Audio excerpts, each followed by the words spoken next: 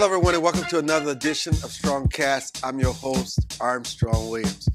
Today, we're talking about a different kind of commitment, significance, and a matter of great importance. You know, I don't know why people want to wait until they're in bad health, a crisis, they become overweight, they just get to the tipping point, and all of a sudden, they want to start eating that fried chicken. I don't want to stop eating my man's Kamal's Ben's chili bowl, but I understand. I don't want my boy Kamal to lose business, but I'll leave it at that, okay? But I've always, for me, have had the discipline to work out 5 days a week, eating 2 meals a day, and it's rare for me to eat after 6 p.m. in the evening. It's just rare for me to eat after 6 p.m. And I rarely eat meat. Listen, I haven't had a steak in 15 years. Because at my stage in life, it probably take 10 years for it to get out of my body. But anyhow, my man Rock Newman, now Rock Newman is my man. Let me just tell you, Rock Newman and I may share vastly different politics, but we could care less about that. Rock Newman is one of the most big-hearted, philanthropic, business leaders, compassionate individuals I ever met in my life. I've known Rock since my days of black college days at South Carolina State, and Rock was leading movements there. And I think what Rock has contributed to the world through his genius with the world of boxing, through entrepreneurship, he has left a blueprint. But Rock has faced his greatest challenge today. Rock has to lose weight. Now that's a challenge, okay? Now Rock has conquered many things, okay? Now you know Rock normally does things on his own. And welcome to StrongCast. We got to be strong today. This is the first time I know that Rock had to pay somebody to help him do something that he could do basically for himself. It was so bad for Rock, he had to hire Nathaniel Jordan to help this brother to get the most important aspect of his life together, which is his health. Now, man, let me tell you, that says everything. And listen, if Rock has to hire somebody, the world is in trouble. Let me welcome my man and not only is he fighting the battle, he's winning. How much weight have you lost, Rock? Right now, 70 pounds. Oh, Lord. A total of 70 This man has lost 70 pounds. As of this morning. As of this morning. This man, now look, he could not do it on his own. Mm-hmm. And what this conversation is about today is facing the reality and coming to the realization that there's some things you have to concede that you need help. And health and fitness, there are many people that need life coaches or people like Nathaniel Jordan to show them how you can lose it, keep losing it, and never have the taste of the food to put it back on again and just exercise and until Stevie Wonder said, until the break of dawn. Let me welcome Nathaniel Jordan and Rock to the show. Thank you, man. As Rock fight this battle, but Rock has lost 70 pounds. But it shows you when Rock has to do something, he has the discipline and the wherewithal to do it. Nathaniel, tell us the story. Because Rock's story speaks to America. America's overweight. The world is overweight. Can I take some senior citizen liberty? Yes, and jump in? Yes. You said something. You said Rock is big-hearted. And the first thing I thought about was 70 pounds ago, my belly was also very, very big. And I've still got work to do. I am still not a swimsuit model. I'm heading in that direction. Armstrong, but you talked about having the discipline, that you had the discipline and you started at an early age.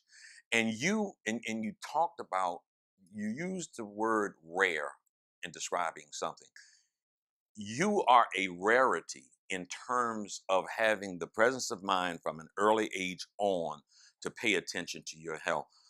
The overwhelming of Americans today, overwhelming numbers they are obese, overweight, and unhealthy.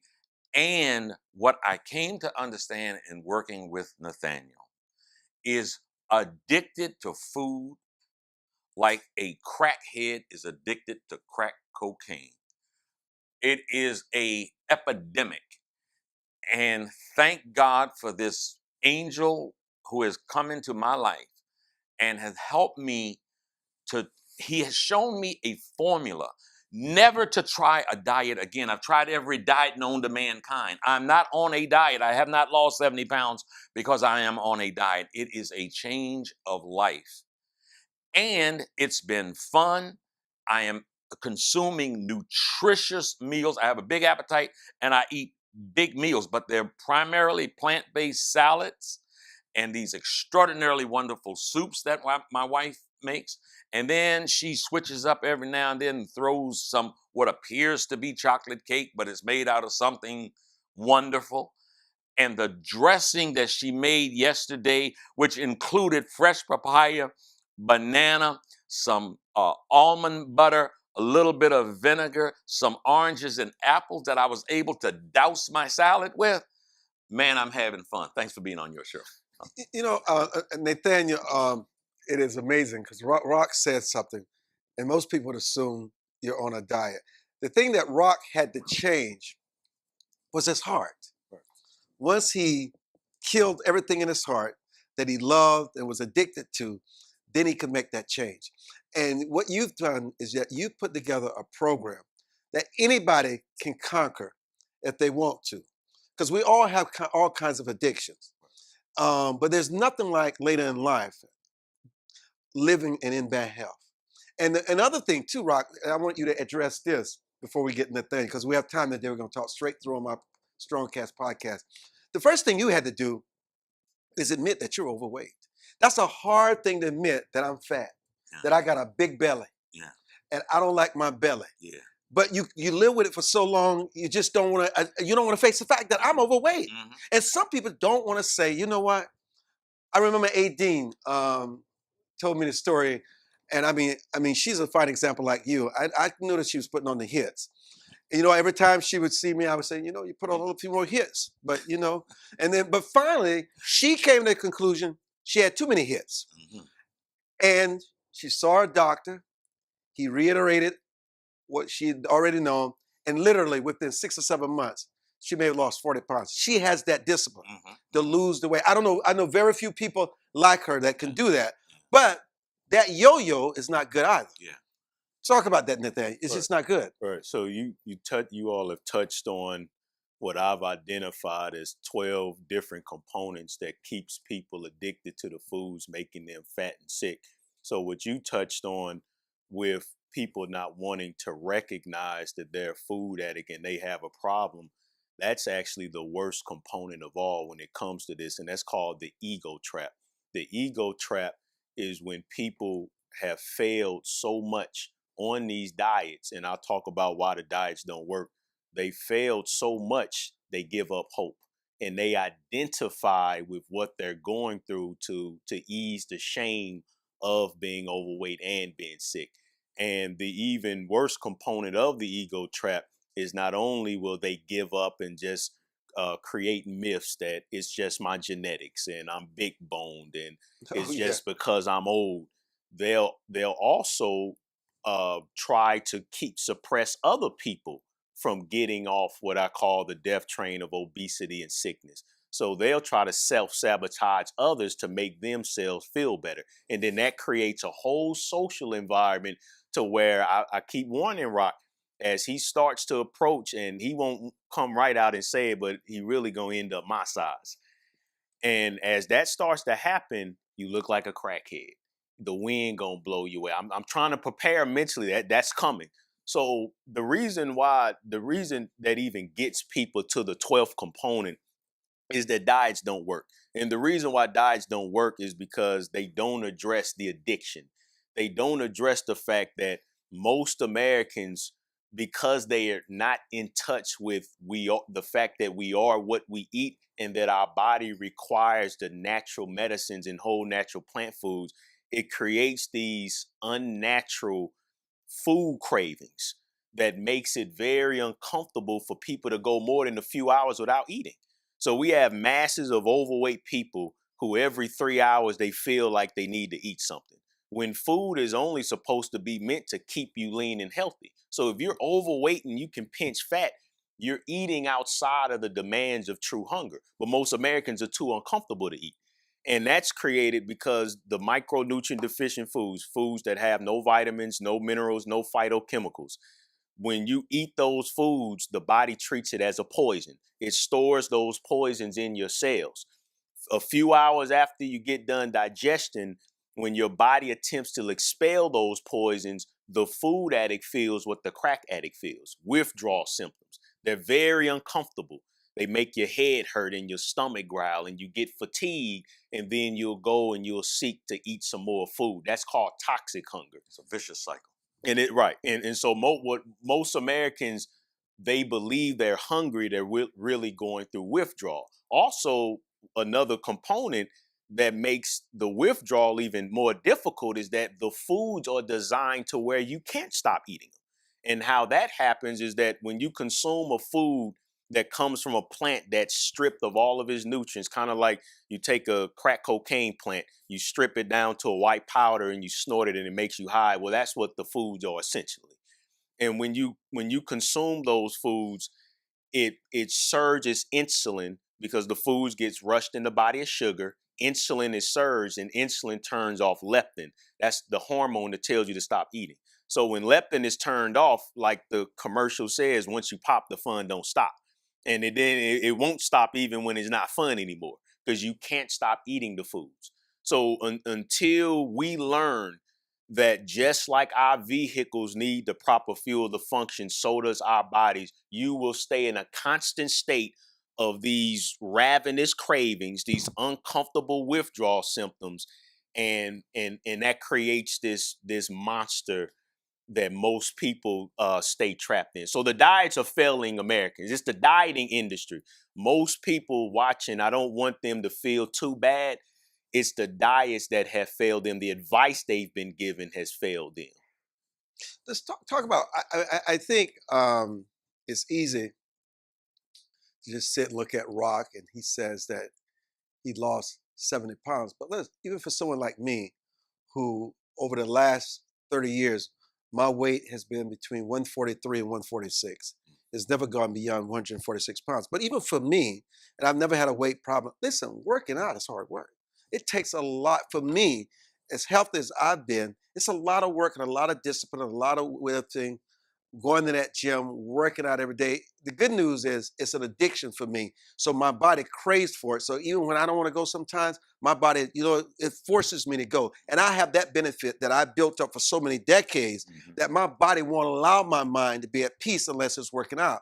But what I'm getting to is people need to be prepared for the hard work that it takes first to lose the weight. And I think it's harder maintaining it after you lose. It's a lot of work, Rob. Armstrong, I know that everything you try to touch in your own way, as you said, we certainly do differ on the political spectrum. Yes. But things that you touch, you try to be inspirational. And if I can say something to your listening audience and to those that will see our pretty faces up here, is however bad someone's diet is, for several years, I would suggest that the diet, listen to this insanity. My breakfast on a fairly regular basis, especially when I could steal away from my more health conscious wife, my typical diet would be 4 eggs over medium, home fried potatoes with a catfish, and I would say don't fry that catfish too hard, but give me a very crispy side of bacon. Boy, you sound like hey Dean. I've heard that so many times. With some wheat toast. With some wheat toast. Oh my goodness! Putting jelly on the wheat toast. It's amazing how similar the conversations are. And so that would crazy. that would be breakfast, and I'd come home almost comatose. Amazing. And go to sleep and get up, and then in the afternoon I'd be hungry, and I'd go, and oftentimes I would order double entrees with the sides, and I went from 240 to 250 to 260 to 270. And of course, I always didn't want to go up. I didn't want to continue going up. But I continued to eat, and I could never connect the dots as to intellectually, I knew that I didn't want to be fatter, obese, but I'm doing the things that are making me obese. It honestly, truly, sincerely wasn't until this young man right here helped me connect those dots as to how I was addicted and how that could change, how eating all of those calories were so detrimental in every way, and how eating more of a plant-based healthy diet was giving me the nutrients that stopped me from having the cravings of a food addict. And now I am enjoying it. And I'm going to tell you something. I'm going to tell you a secret. I don't want him to hear me, so I'm going to lean over this way. You know, I've been on this journey, but I went to Atlanta this past weekend, and I was there for 5 days. And my fantasy was, okay, I've been doing this, but I want to go to Busy Bees. I want to go to Busy Bees Cafe. I went to Busy Bees Cafe and ordered some of the stuff that I used to order years ago. And let me tell you what happened, man. I was so disappointed when I left there after tasting some of that food. I love that place, so I'm not trying to stop them from getting business. But my taste, over now the course of 3.5 months, my taste buds have changed. And that I used to so crave and love didn't even taste good anymore. And it was a great lesson for me. I'm glad I did it, because it was that, what I think, final confirmation of that's no longer who I am. I'm over here, a new man, as you said when we saw each other in the green room. You know, something you said, we were having an earlier conversation about the journeys and the things that you and your wife experienced. You know, Nathaniel, I was in a restaurant. I love the French food. And I had gone in and I placed the order. And I've been going to this restaurant for 3 years. And the waitress came. She said, "Oh, Mr. Williams, you never order unhealthy. This is rare for you. Are you sure?" And look, because every now and then you can treat yourself. Yeah. You know what I said? You know, that's my conscience speaking to me in a different way. I said, let me order something else. And so I ordered the trout over salad.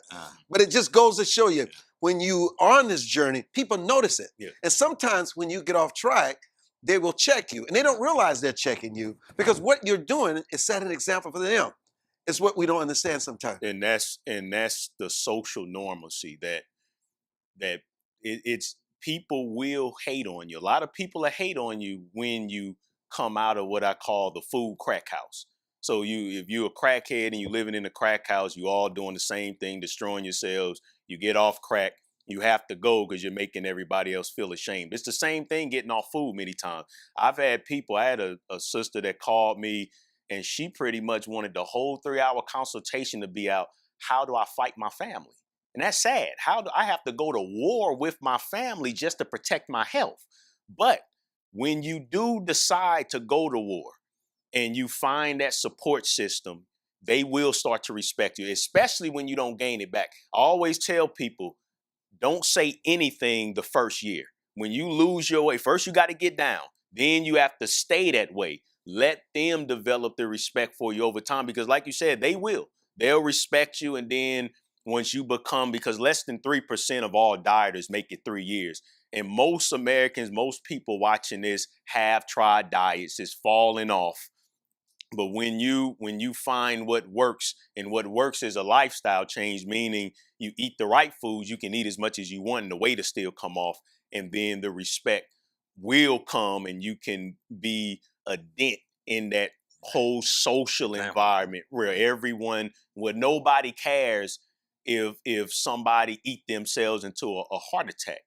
And that's because they're not thinking about, not that they don't, no one wants to see their loved one die from heart disease, but why is it happening to 1,500 Americans every day of every year? Well, it's because of the detachment and the addiction, and, people bury the information, cognitive dissonance. Let's just say, for someone listening to and watching our StrongCast podcast today, and you and Rock have really spoken to them, and they've seen themselves for what they are instead of whom they pretended to be for all these years. And they're saying to themselves right now, I'm ready.